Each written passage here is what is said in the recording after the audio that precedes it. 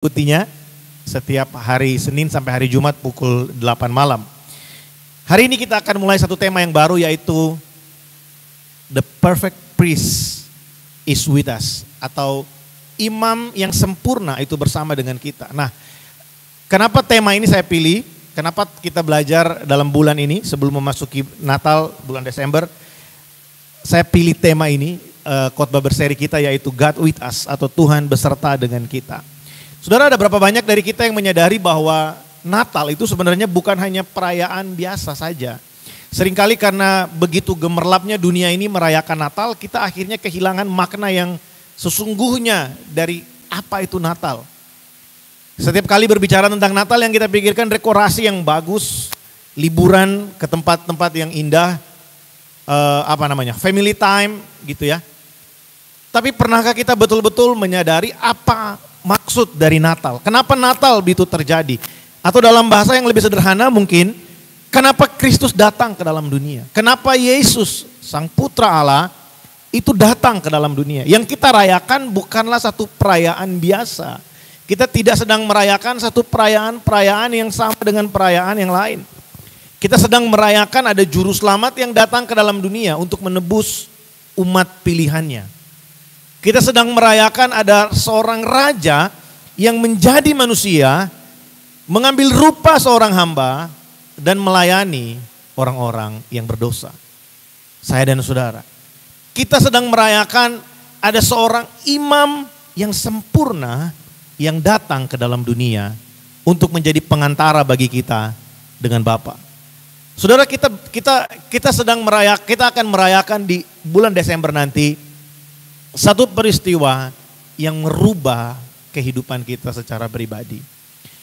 Nah, dalam beberapa minggu ke depan kita akan belajar tentang ini. Bagaimana Tuhan itu bersama dengan kita. Ada beberapa predikat yang menjadi milik Kristus. Salah satunya hari ini kita akan belajar tentang imam. Kenapa kita mulai dari imam? Karena di perjanjian lama imam ini penting sekali fungsinya. Imam ini adalah sesuatu yang sangat penting bagi umat Allah ya, pada masa perjanjian lama. Nah, saya akan mulai dengan memberikan satu fakta buat kita. Mohon maaf kalau ada yang tersinggung Bapak Ibu Saudara, karena ini adalah satu paradigma cara pandang yang selama ini mungkin melekat pada kita bertahun-tahun. Ya. Ada berapa banyak dari kita di sini yang kalau dalam satu perkumpulan, nggak usah di gereja lah ya, di kantor kita, di kampus kita, teman-teman yang kayak gisi, kemudian mau makan, disuruh, kamu pimpin doa makan dong, gitu ya. Yang sederhana aja, kamu pimpin doa makan dong. Ada berapa banyak dari kita yang mengakui bahwa kita nggak berani untuk pimpin doa makan? Dengan berbagai macam alasan. Wah, aku belum pandai berdoa. Nah, ini lucu sebenarnya, belum pandai berdoa gitu ya. Atau aku nggak berani gitu. Kalau kita mau jujur sebenarnya, yang membuat kita tidak berani atau tidak mau diminta untuk berdoa sebenarnya karena kita merasa kita belum layak untuk melakukannya. Itu alasannya. Kita bisa modifikasi dengan berbagai macam cara, tapi alasan utamanya adalah karena kita merasa kita tidak layak untuk berdoa. Kita nggak layak untuk memimpin orang lain, untuk jangankan memimpin orang lain, buat diri kita sendiri aja kita merasa kita ini nggak layak untuk berdoa. Makanya waktu diminta untuk berdoa, kita nggak berani untuk berdoa. Atau ada contoh yang lain. Contoh yang lain mungkin begini. Ketika ada yang sakit di rumah kita, ketika ada yang sakit atau kita sendiri mungkin sakit gitu ya. Jadi kita merasa perlu banget untuk cari hamba Tuhan berdoa buat kita. Karena kalau bukan hamba Tuhan yang berdoa buat kita, kayaknya kurang kuat gitu doanya. Kayaknya kurang powerful gitu kalau bukan hamba Tuhan si A atau si B gitu yang doain kita gitu ya. Saudara, pandangan seperti itu bisa jadi lahir dari pemahaman perjanjian lama mengenai imam. Karena memang di perjanjian lama, hari ini kita akan membahas kitab Imamat. Wah, ini kitab yang cukup membosankan kalau saudara baca ya. Tidak banyak orang yang bertahan membaca kitab Imamat ini ya, karena isinya itu peraturan dan cara beribadah semua yang ada di dalamnya. Namun sebenarnya di dalam kitab Imamat ini ada 3 hal yang Tuhan ingin sampaikan Bapak Ibu Saudara. Tuhan ingin menyampaikan paling tidak ada 3 hal di sini yang ditulis di dalam kitab Imamat. Secara keseluruhan kitab itu berbicara tentang 3 hal. Yang pertama tentang upacara dari pasal pertama sampai pasal 7, pasal 23 sampai pasal 27 itu berbicara tentang upacara atau sakramen. Ini berbicara tentang bagaimana umat harus memberikan korban kepada Allah. Cara mereka untuk beribadah ini. Bagaimana mereka harus memberikan korban. Ada sekian banyak korban kalau saudara baca kitab Imamat ya. Atau kalau saudara mungkin mau cepat, saudara cari aja di Google, sekarang gampang sekali untuk nyarinya ya. Di dalam kitab Imamat itu bicara tentang upacara. Mengenai korban syukur, korban keselamatan, ya, korban untuk penebusan dosa, korban bakaran, korban untuk penghapus salah, dan sekian banyak korban yang harus umat Israel lakukan. Bagian yang kedua, kitab Imamat juga berbicara tentang keimaman. Ini berbicara tentang bagaimana korban-korban itu tadi yang dipersembahkan oleh umat tidak dapat diberikan oleh yang lain kecuali oleh para imam. Nah saudara, di zaman perjanjian lama hanya imam yang punya akses dengan Tuhan. Hanya imam yang punya akses untuk melakukan segala sakramen-sakramen yang ada. Mungkin kalau diberikan konteks hari ini gitu saudara ya. Kalau kita masih hidup di perjanjian lama, saudara mau memberikan sesuatu kepada Tuhan, saudara memberikan, di perjanjian lama tentu memberikan hewan gitu ya. Saudara mau mempersembahkan berdoa, yang berdoa itu bukan saudara. Saudara harus nitip doa sama imam. Kasih tahu, tolong doain ya. Tolong doain pekerjaanku, tolong doain usahaku, tolong doain ini. Dan imam yang akan berdoa kepada Tuhan mewakili saudara. Ya. Itu keimaman saudara. Nah yang ketiga di dalam kitab Imamat juga berbicara tentang kesucian dan kekudusan. Namun kesucian dan kekudusan yang ada dalam kitab Imamat ini bukan berbicara tentang penyucian oleh darah Kristus. Tapi berisi tentang segala macam peraturan dan hukum yang harus dilakukan oleh umat Israel. Enggak banyak sih saudara ya. Kurang lebih ada 613 hukum yang harus mereka taati. Ya, dan itu enggak boleh salah satu saudara. Salah satu dianggap salah semua. Ya. Kalau ujian anak-anak yang kuliah ngeri banget ya. Salah satu salah semua gitu ya. Jadi kitab Imamat sebenarnya memberikan kepada kita satu gambaran bahwa begitu sulitnya kita menghampiri Allah. Nah saudara, hari ini kita akan melihat Kristus sebagai imam besar agung kita. Sebagai imam yang sempurna. Kalau saudara melihat di dalam kitab Imamat ya, beberapa ayat kita akan buka hari ini. Imamat pasal yang ke-9 ayat yang kedua sampai dengan ayat yang keempat. Imamat pasal yang ke-9 ayat yang kedua sampai dengan ayat yang keempat. Saya akan baca bagi setiap kita, saudara dapat mengikutinya dari Alkitab saudara atau dari multimedia. Imamat pasal yang ke-9 ayat yang kedua sampai dengan ayat yang keempat.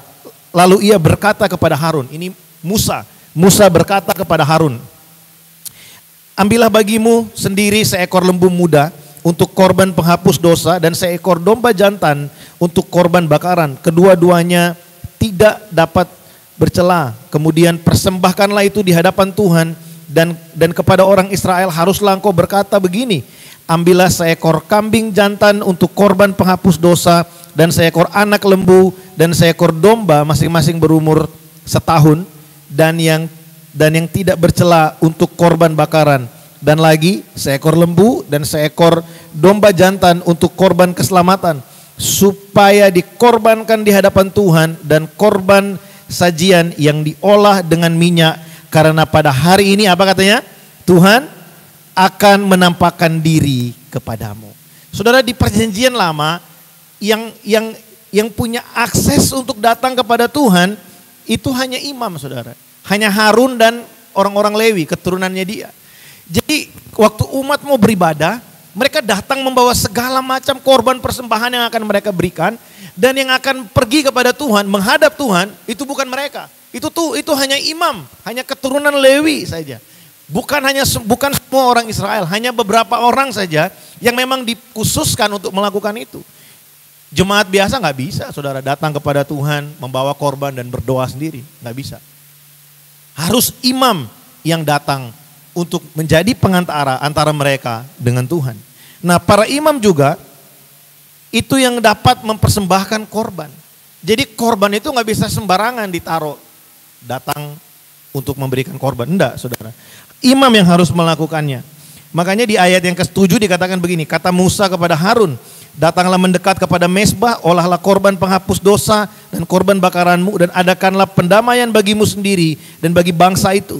Sesudah itu, olahlah persembahan bangsa itu dan adakanlah pendamaian bagi mereka seperti yang diperintahkan Tuhan. Saudara bayangkan kalau imam di perjanjian lama, mereka harus menjadi pengantara antara umat dengan Tuhan, namun mereka juga harus mempersiapkan korban untuk menghapus dosa mereka sendiri. Jadi imam itu harus mempersiapkan korban untuk membuat mereka sendiri supaya mereka ini berkenan di hadapan Tuhan. Jadi mereka bukan hanya menjadi pengantara antara umat dengan Tuhan, bahkan untuk diri mereka sendiri, mereka harus mempersiapkan sesuatu untuk mereka layak di hadapan Tuhan. Saudara harus melihat begini, kalau hari ini saudara melihat pendeta, gembala jemaat, itu bukan imam. Pendeta dan gembala jemaat itu bukan pengantara. Kita akan lihat nanti bagian itu di bagian yang selanjutnya. Namun saya ingin membuat kita mengerti terlebih dahulu bahwa begitu sulitnya manusia menghampiri Allah karena ada dosa dalam hidup kita. Dosa yang membuat kita ini gak mampu untuk menghampiri Allah dengan kemampuan kita sendiri. Dosa yang membuat kita ini sangat-sangat jauh dari Tuhan. Dan bahkan saudara, kalau kita melihat kehidupan orang bangsa Israel ketika mereka keluar dari tanah Mesir, kemudian Tuhan memberikan hukum-hukum kepada mereka untuk mencapai satu kehidupan yang disebut kudus dan suci, itu mustahil. Saudara, kita yang hidup hari ini ya, nggak usah lama-lama lah, 10 menit aja bisa nggak kita menjaga pikiran dan hati kita untuk tidak melanggar ketetapan Tuhan? Saya rasa kita nggak akan mampu berkata iya. Ya, apalagi kalau kita jalan-jalan pulang gereja ke Sunway Piramid, saudara, ke mall, susahnya minta ampun. Ya, keinginan-keinginan itu mulai bergejolak karena kita ini kan masih punya daging, bukan plastik ini kan, daging yang kita punya ini. Nah saudara, begitu sulitnya kita untuk menghadapi, untuk bisa datang kepada Allah. Nah saudara, pertanyaannya hari ini adalah, apakah sekarang kita masih memerlukan pengantara untuk menghadapi Allah, untuk berhadapan dengan Allah? Saudara, Matius pasal yang ke-27 ayat 51 bilang begini, ini ketika Yesus di kayu salib, waktu Yesus mati, dikatakan begini, dan lihatlah tabir bait suci terbelah dua dari atas sampai ke bawah, dan terjadilah gempa bumi dan bukit-bukit batu terbelah. Saudara perhatikan di situ, Matius pasal 27 ayat 51. Tabir bait suci itu terbelah dari atas ke bawah. Tabir itu adalah satu tirai, seperti ini kurang lebih tirai yang di belakang kita yang warna hitam ini, yang menutupi, yang menjadi batas antara pelataran dan ruang kudus, ruang maha kudus, saudara.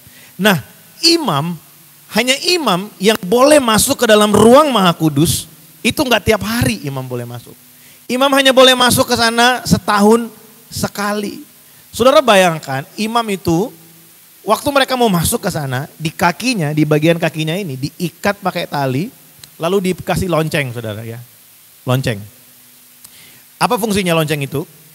Jadi kalau imam masuk ke dalam, kemudian imam ini ternyata kedapatan berdosa, langsung mati, saudara. Di dalam bukan ada pembunuh, bukan.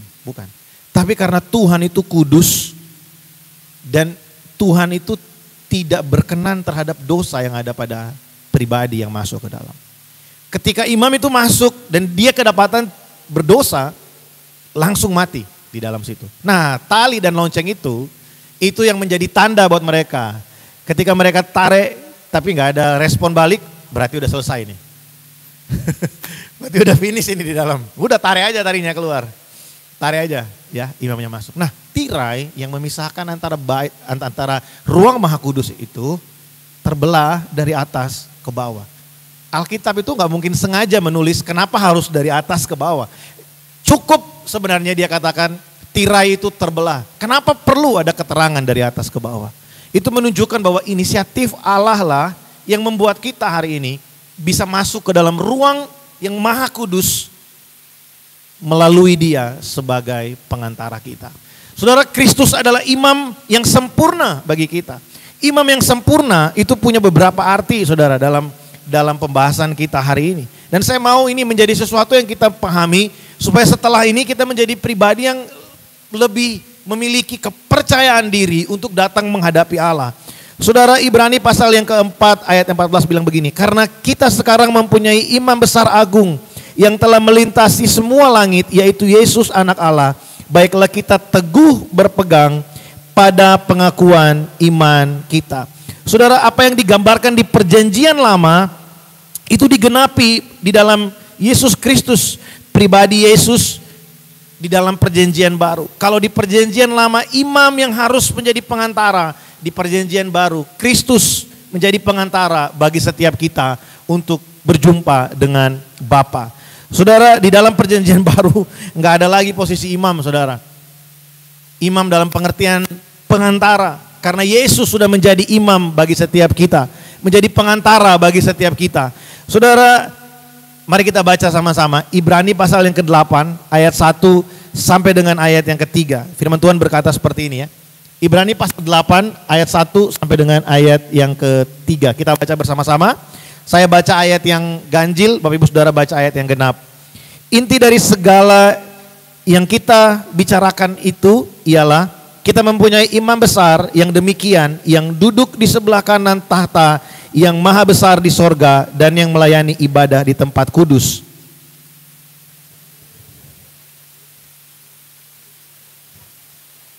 Yang didirikan oleh Tuhan dan bukan oleh manusia. Ayat 3 sama-sama. Sebab setiap imam besar ditetapkan untuk mempersembahkan korban dan persembahan, dan karena itu Yesus perlu mempunyai sesuatu untuk dipersembahkan. Saudara perhatikan, setiap imam harus mempersiapkan korban, sesuatu yang harus dipersembahkan. Bukan hanya untuk umat, tapi juga untuk dirinya sendiri. Nah, Yesus memberikan persembahan bukan lagi darah binatang yang dia persembahkan, tetapi dirinya sendiri menjadi persembahan yang sempurna bagi setiap kita di hadapan Allah. Saudara, kita melihat bahwa Yesus adalah imam besar kita yang sempurna. Bahwa Ibrani 8 ayat 5 sampai 6, pelayanan mereka adalah gambaran dan bayangan. Ini bicara tentang imam di perjanjian lama ya. Pelayanan mereka adalah gambaran dan bayangan dari apa yang ada di sorga. Sama seperti yang diberitahukan kepada Musa ketika ia hendak mendirikan kemah. Ingatlah, demikianlah firman-Nya, bahwa engkau membuat semuanya itu menurut contoh yang telah ditunjukkan kepadamu di atas gunung itu. Tetapi sekarang ia telah mendapat suatu pelayanan yang jauh lebih agung, karena ia menjadi pengantara dari perjanjian yang lebih mulia yang didasarkan atas janji yang lebih tinggi. Saudara, kalau di perjanjian lama imam itu hanya menjadi sebuah bayangan dari apa yang seharusnya terjadi. Jadi waktu kita membaca kitab imamat tadi, kita sedang melihat bayangan dari apa yang sedang Allah rencanakan bagi umatnya. Saudara harus ingat begini, dosa yang membuat manusia itu tidak dapat menghampiri Allah. Kenapa Tuhan berikan hukum buat manusia? Kenapa harus ada 613 hukum yang Tuhan berikan kepada umatnya? Bukan untuk menambah penderitaan mereka. Anyway, mereka sedang ada di perjalanan menuju tanah Kanaan. Dan keadaan mereka sudah sangat menderita. Mereka sangat menderita dalam pergumulan. Saudara pernah nggak beli baju atau sepatu yang bisa gede sendiri mengikuti ukuran badan? 40 tahun mereka berjalan di padang gurun, nggak pernah ganti sendal. Nggak pernah ganti baju, saudara. Kita kalau liburan, saya paling lama seminggu liburan, itu bawa koper gede, saudara. Saudara pernah liburan 40 tahun? Saudara mau bawa satu kontainer kayaknya nggak cukup, saudara, untuk taruh baju ya. Mereka 40 tahun berjalan di padang gurun, saudara. Hidup mereka yang sangat menderita itu sebenarnya. Menderita dalam pengertian mereka tidak tahu kemana mereka akan pergi. Karena mereka berjalan sesuai dengan tiang awan dan tiang api. Namun di tengah-tengah perjalanan itu Tuhan datang dan memberikan hukum, 613 hukum untuk mereka lakukan. Dan kalau mereka gagal melakukan satu, mereka gagal melakukan semuanya. Saudara, waktu Tuhan memberikan hukum, harusnya mereka mengerti bahwa mereka nggak mampu melakukannya tanpa Tuhan. Perintah-perintah yang Tuhan berikan buat kita, itu bukan untuk membuat kita tersiksa, saudara. Tapi untuk membuat kita mengerti bahwa hanya melalui Kristus kita mampu berkenan kepada Allah. Seringkali kita tidak memahami ini sehingga kita berpikir bahwa semakin baik kita hidup, Tuhan semakin berkenan pada kita. Namun kalau kita melihat Kristus sebagai imam yang sempurna bagi kita akan melihat begini, tidak peduli seberapa rusak aku hidup. Kalau aku percaya Kristus mati bagiku, aku sanggup dipulihkan. Tuhan menerima aku. Harusnya kita melihat hidup kita ketika melihat sekian banyak peraturan yang Tuhan berikan. Harusnya bangsa Israel pada saat itu, saudara ini saya nggak kasih ayatnya, panjang nanti kalau kita baca. Tuhan itu pernah berjanji sama mereka. Tuhan tanya sama mereka, kalau kamu mau melakukan apa yang aku perintahkan, ya, kamu akan selamat. Mau nggak? Bisa nggak kamu? Sebenarnya pertanyaan itu bukan tantangan dari Tuhan. Kalau sudah tahu peristiwa itu terjadi setelah bangsa Israel membuat patung lembu emas, mengkhianati Tuhan. Dan Tuhan memperbarui sesuatu dalam hidup mereka, perjanjian. Harusnya ketika sesuatu yang buruk terjadi dalam hidup kita, karena kita mengandalkan kemampuan kita sendiri, harusnya itu menjadi satu pertanda buat kita untuk bilang sama Tuhan, Tuhan, aku gak mampu. Aku udah stop dengan kemampuanku sendiri, dengan cara pandangku sendiri, dengan hikmat yang aku punya, dengan semua pengalaman, kemampuan yang pernah aku pelajari, aku gak bisa. Hanya Engkau yang mampu melakukannya bagiku. Nah bangsa Israel gak melakukan itu. Mereka mungkin karena merasa seneng banget udah ditolong Tuhan, pede banget. Kita kan seringkali seperti itu kan, euforia gitu kan, wah baru dapat berkat. Saudara mau melayani Tuhan, mau berkorban buat Tuhan, mau. Giliran setelah itu kita berhadapan dengan persoalan yang sulit. Saudara mau berkorban bagi Tuhan, nanti dulu ya, nanti dulu. Saudara mau melayani Tuhan, nanti saya berdoa dulu. Nah itu jawaban paling sakti biasanya kayak gitu ya. Nah saudara, sebenarnya perjalanan bangsa Israel itu menjadi gambaran dari kehidupan kita. Itu adalah gambaran, adalah bayangan dari apa yang Tuhan rencanakan bagi umatnya di perjanjian yang baru. Waktu kita melihat Kristus sebagai imam besar kita, sebagai imam yang sempurna bagi kita, maka kita akan melihat begini, tanpa Dia menjadi pengantara kita gak mungkin dapat menghampiri Allah. Semua hukum-hukum yang Tuhan berikan itu sebenarnya membawa kita kepada satu sikap hati yang berkata, tanpa kasih-Mu, tanpa Engkau, tanpa pribadi-Mu Tuhan, aku gak mampu untuk bisa berkenan di hadapan Allah. Makanya saudara, kalau kita berusaha untuk benar dengan kemampuan kita sendiri, itu adalah satu pekerjaan atau usaha yang sangat sia-sia saudara. Karena sehebat apapun kita mampu bertahan, kita tidak akan pernah berkenan di hadapan Allah. Semakin kita merasa kita sudah kudus, semakin kita merasa kita sudah benar, sebenarnya kita semakin mengkhianati kasih Tuhan yang sudah tercurah dalam hidup kita. Semakin kita merasa kita layak karena semua yang sudah kita perbuat bagi Tuhan, semakin kita tidak menghargai apa yang sudah Kristus kerjakan bagi kita di kayu salib. Amin saudara. Sebab itu saya mengajak setiap kita saudara, waktu kita mau memasuki Natal, mari kita renungkan lagi hari-hari ini. Apakah Kristus sudah menjadi imam yang sempurna bagi kita? Atau jangan-jangan masih ada yang lain yang menjadi imam bagi kita? Imam-imam yang tidak terlihat pelayanan kita, kebaikan kita, orang-orang yang kita anggap suci, orang-orang yang kita anggap kudus, orang-orang yang kita anggap mungkin mereka diurapi Tuhan. Dan kita merasa bahwa tanpa manusia itu kita tidak dapat menghampiri Allah. Saya mau bilang bagi kita hari ini, Kristus adalah imam yang sempurna bagi kita. Amin saudara.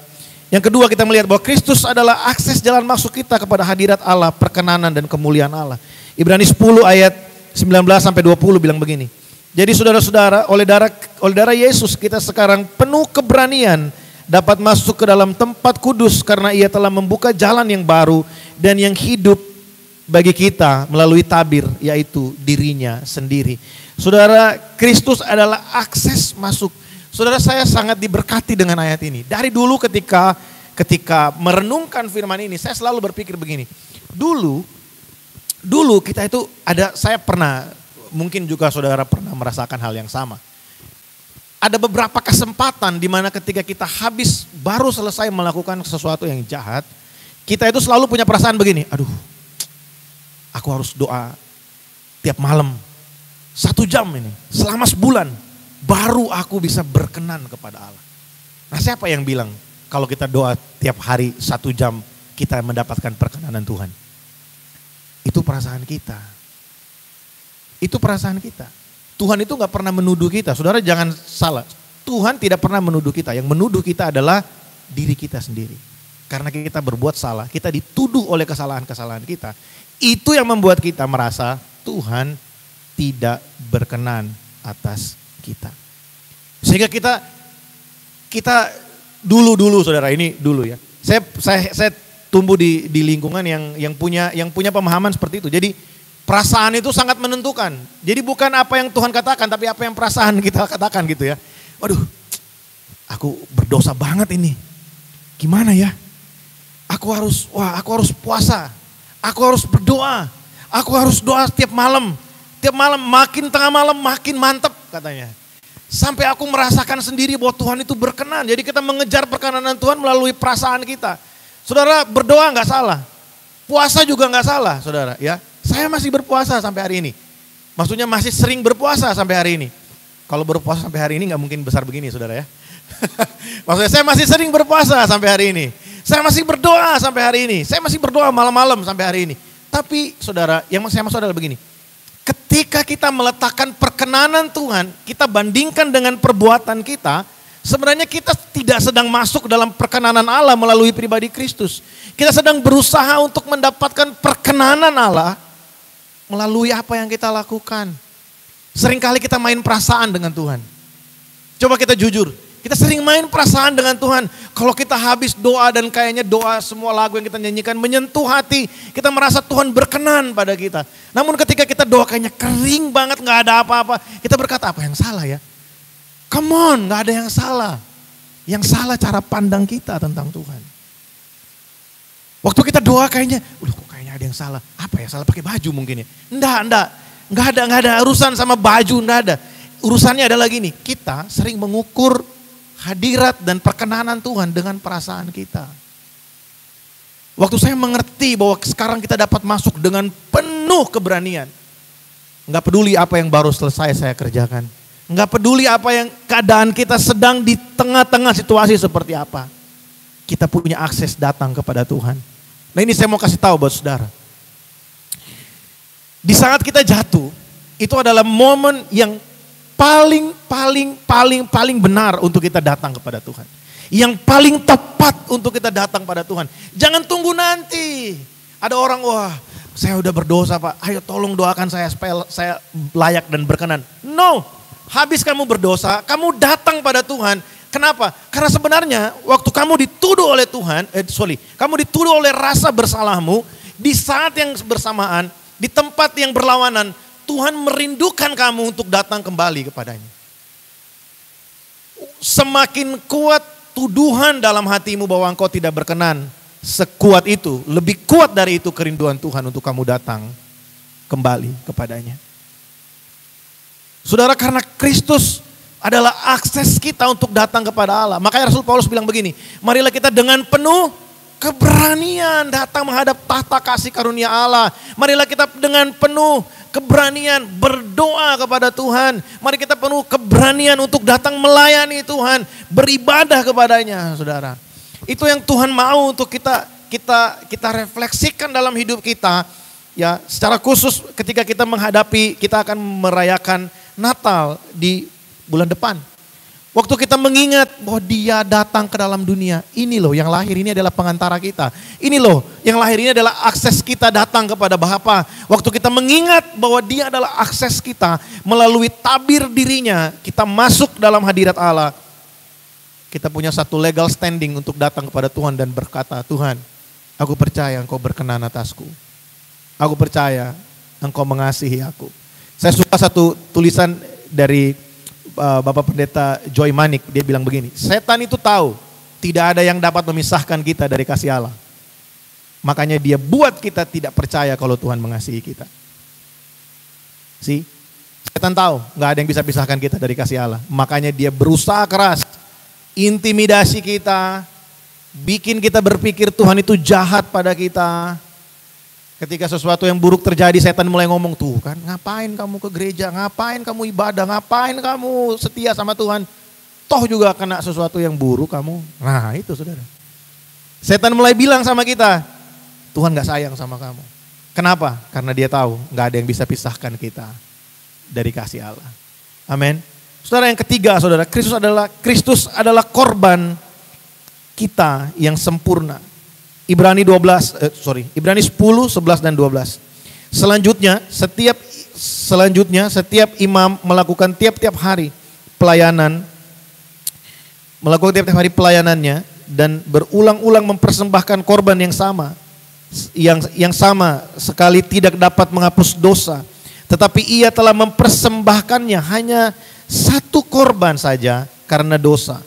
Ia duduk untuk selama-lamanya di sebelah kanan Allah. Saudara, imam di perjanjian lama itu mempersembahkan korban ke hadapan Allah untuk menghapus dosa. Saudara, saya jelaskan sedikit cara mereka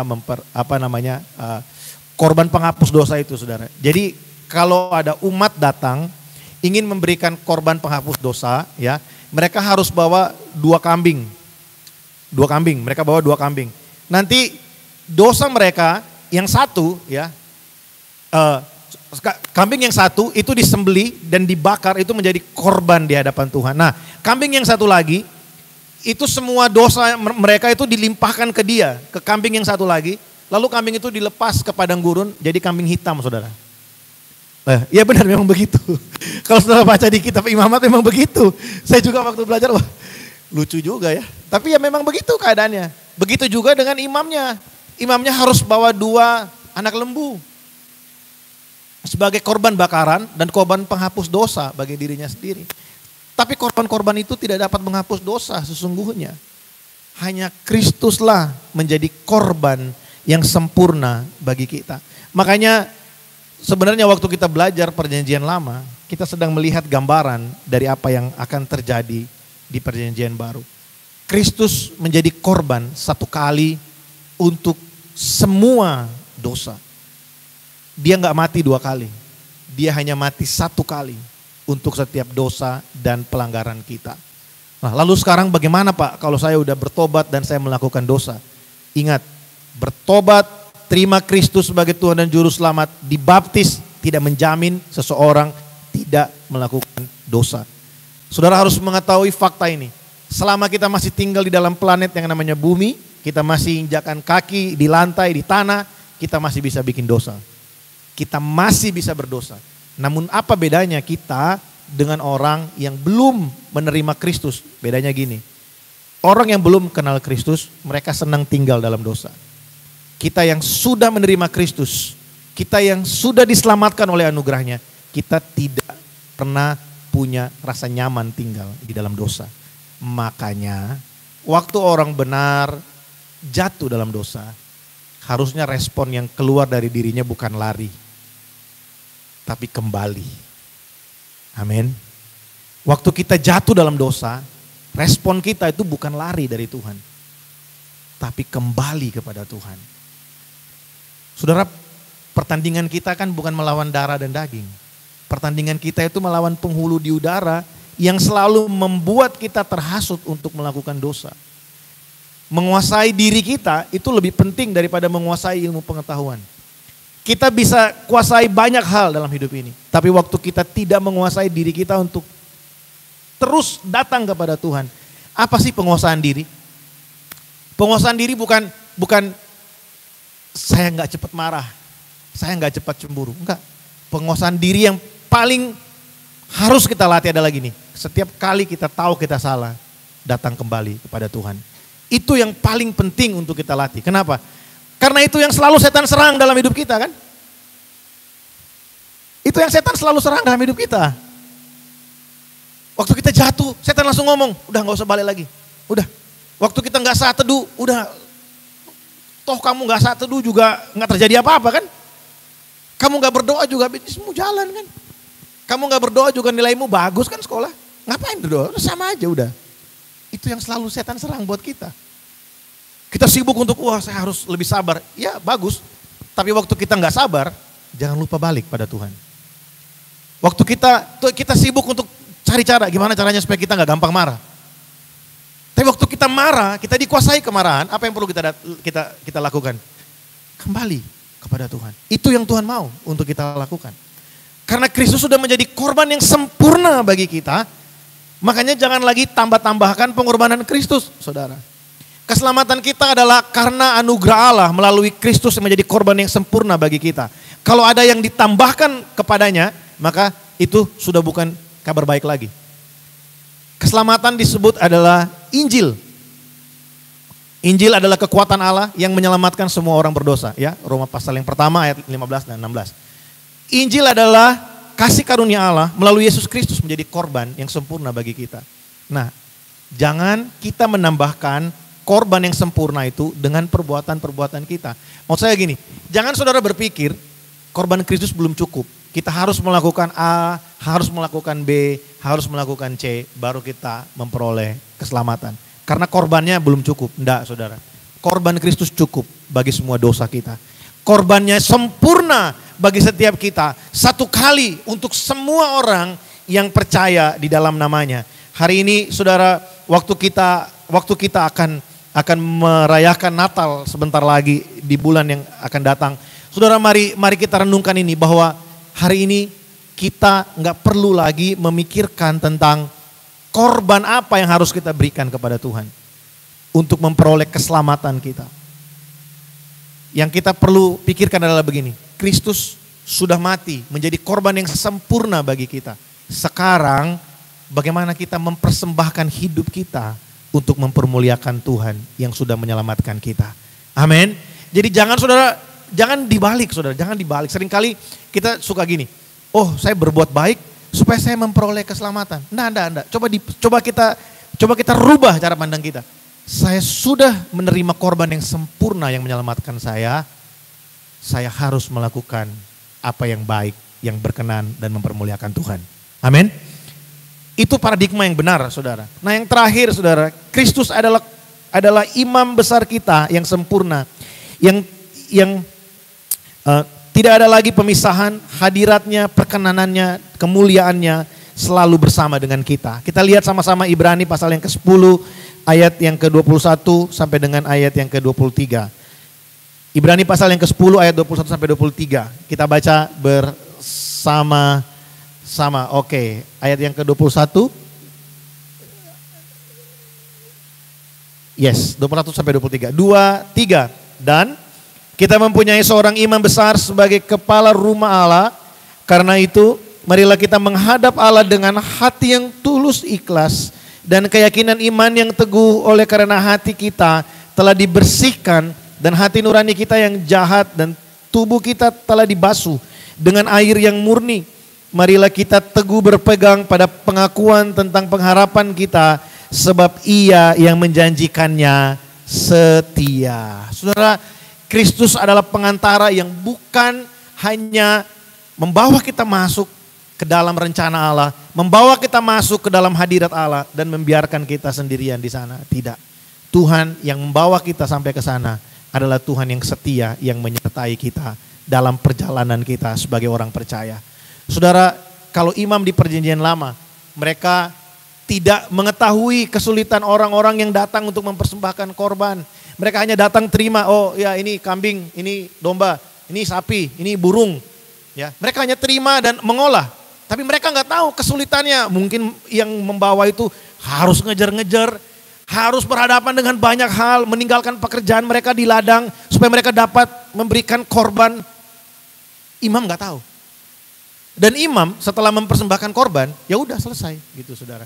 Tapi Kristus imam yang sempurna yang bersama dengan kita. Dia bukan hanya menjadi pengantara kita dengan Bapa, namun dia juga menyertai kita di dalam persekutuan dengan Bapa.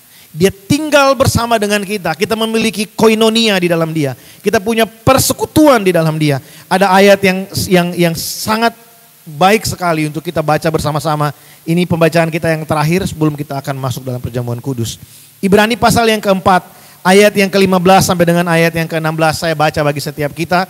Ibrani pasal yang keempat ayat 15 sampai 16 bilang begini.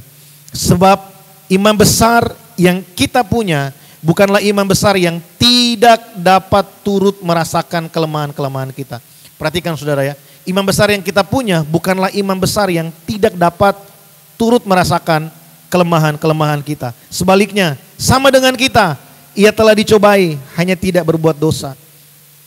Sebab itu marilah kita dengan penuh keberanian menghampiri tahta kasih karunia, supaya kita menerima rahmat dan menemukan kasih karunia untuk mendapat pertolongan pada waktunya. Saudara, ada orang yang berkata begini, Tuhan mah gak tahu kesulitanku, Tuhan mah gak tahu pergumulanku. Saya mau kasih tahu buat kita hari ini saudara, Tuhan pernah jadi manusia. Kalau saudara pernah dikecewakan, saudara kecewa, Yesus pernah mengalami kekecewaan, dikhianati oleh bendaharanya sendiri.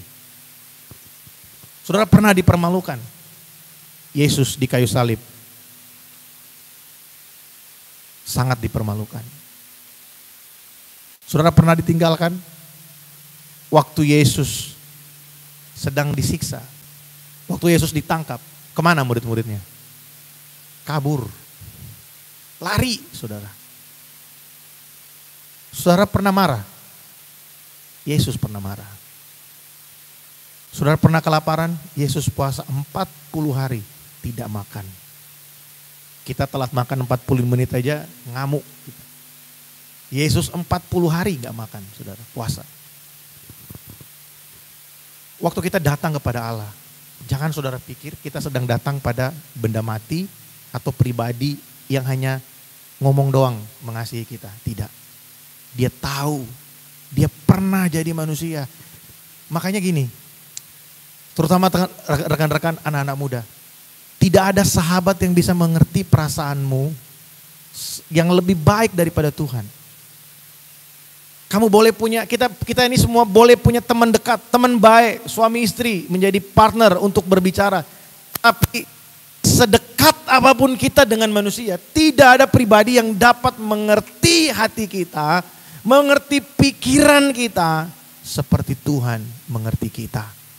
Kenapa? Karena dia bukan hanya Tuhan yang kasih perintah. Bikin ini, bikin itu. Kamu salah, kamu benar. Enggak. Tapi dia Tuhan yang tahu susahnya bagaimana kita ketika kita harus menjaga hati kita tidak marah. Dia tahu bagaimana rasanya ketika kita harus menjaga mata kita supaya kita terhindar dari hal-hal yang jahat. Dia tahu bagaimana susahnya ketika kita punya kesempatan untuk bikin dosa. Namun kita bertekad untuk tidak melakukannya. Dia tahu. Dan ada kabar baik buat saya dan saudara.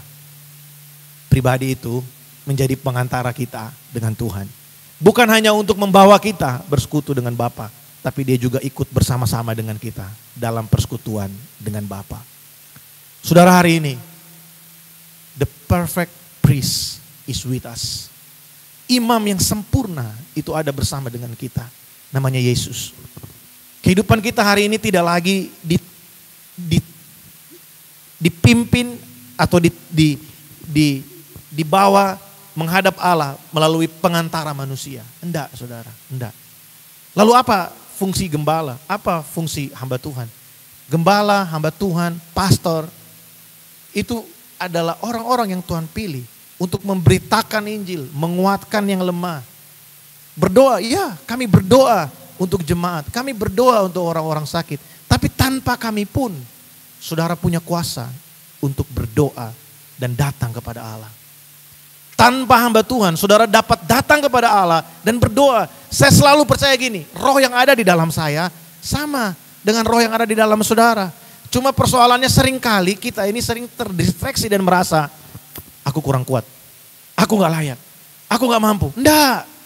Waktu kita bilang kita gak mampu, sebenarnya yang gak mampu betul kita. Tapi roh yang ada dalam kita mampu melakukannya. Nah hari ini saudara, mari kita sadari hari ini. Mari kita renungkan hal ini. Kalau sebelum ini mungkin di kantor kita, ayo pimpin doa. Aduh kamu aja lah. Aduh kamu aja. Enggak. Pimpin doa, ayo doa. Jangan saudara pikir gini, doa itu seringkali kita jadikan sesuatu yang terlalu serius saudara. Memang berdoa harus serius. Tapi terlalu kaku banget kita berdoa. Saudara, kadangkala waktu kita lihat anak-anak kecil berdoa gitu ya. Dengan kata-kata yang sederhana tapi sungguh-sungguh. Mungkin singkat tapi mereka straight to the point dan mereka tahu kepada siapa mereka berdoa. Nah kadangkala kita udah makin dewasa, makin besar, makin banyak yang kita tahu, makin muluk-muluk kita berdoa. Muter ke sana ke sini, muter ke sana ke sini padahal mintanya cuma satu, ini gitu ya. Mau doa makan dari Papua sampai ke Sumatera didoain. Kalau mau doa makan ya sudah doa makan gitu saudara. Maksud saya gini, biarlah kita datang kepada Allah dengan hati yang tulus ikhlas tanpa ada terasa tertuduh. Waktu kita datang pada Allah dengan hati yang tulus ikhlas, dengan menyadari bahwa keberadaan kita, aku ini berdosa Tuhan. Yang memelayakan aku, memampukan aku, membuat aku berkenan itu bukan karena semua yang aku perbuat. Tapi karena apa yang Kristus sudah lakukan bagi aku. Saya selalu mengulangi dalam doa saya. Aku percaya bahwa hanya anugerah-Mu yang melayakan aku. Hanya darah-Mu yang membuat aku berkenan. Bukan karena perbuatan baikku. Kita ini manusia, ya, pemain musik boleh standby di depan. Kita ini manusia seringkali gini. Waktu kita habis buat sesuatu yang baik, kita disanjung orang, kita dipuji orang. Wah, kita harus jujur saudara ya, termasuk saya. Kadang-kala kita merasa lebih layak kan. Kayak kita lebih gagah gitu kalau datang pada Tuhan. Ini loh, keren banget ini gitu kan. Kita merasa kayak gitu saudara. Come on. Waktu kita merenungkan Kristus adalah imam besar kita. Kita juga menyadari gini. Segala kemampuanku itu boleh ada karena Kristus terlebih dahulu sudah menjadi pengantara antara aku dengan Bapa. Hari ini kita akan bersekutu dengan tubuh dan darah Yesus. Mari ambil waktu yang pribadi engkau dengan Tuhan. Saudara, kenapa di gereja kita saya bangun satu budaya worship leader, saya larang untuk ajak jemaat berdiri. Karena saya mau latih kita semua untuk punya satu inisiatif, spontanitas dalam menyembah Tuhan. Bukan karena orang suruh, bukan karena yang lain. Tapi karena kita memang dapat sesuatu dari Tuhan, menghargai Tuhan. Kita menyembah Dia bukan karena latah ikut orang lain. Tapi karena memang kita punya hati yang meninggikan Tuhan. Termasuk dalam beribadah saudara.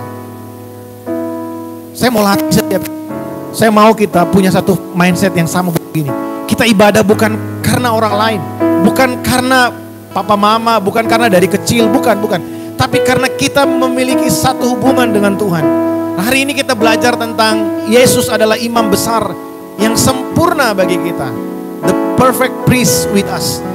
Kita percaya bahwa gini, kalau kita ke gereja, kita beribadah, itu bukan karena kita. Tapi karena Kristus yang terlebih dahulu memberikan akses bagi kita untuk kita dapat masuk ke dalam hadirat Allah. Tinggal dalam hadirat Allah. Nah, waktu saudara angkat roti dan anggur, mari renungkan saudara, tanpa peristiwa itu, kita gak mungkin panggil Tuhan itu Bapa. Tanpa peristiwa itu, hari ini mungkin kita masih harus mempersembahkan korban binatang dan lain sebagainya untuk memperoleh perkenanan Tuhan. Tapi hari ini, di tangan saudara ada roti dan anggur.